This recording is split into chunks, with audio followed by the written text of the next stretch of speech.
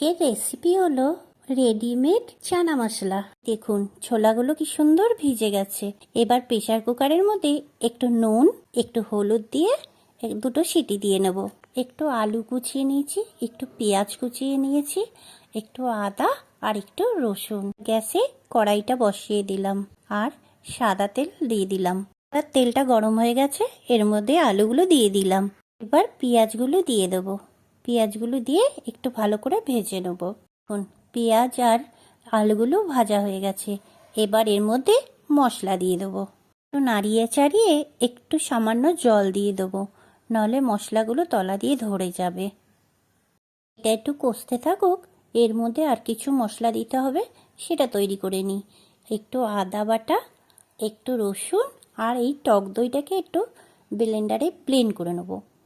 দেখুন কি সুন্দর ব্লেন্ড হয়ে গেছে। এবার এই মশলাটা দিয়ে দিচ্ছি। মশলাটা দিয়ে এবার ভালো করে কষিয়ে নিই। দেখুন কি সুন্দর চানাগুলো সিদ্ধ হয়ে গেছে। এবার চানা থেকে জল ঝরিয়ে চানাগুলো এবার কড়াইতে দিয়ে দেবো।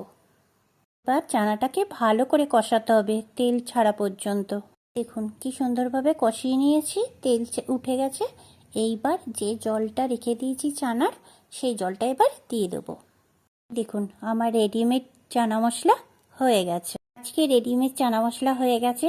ধন্যবাদ জানাই আপনাদেরকে আমার পাশে থাকার জন্য।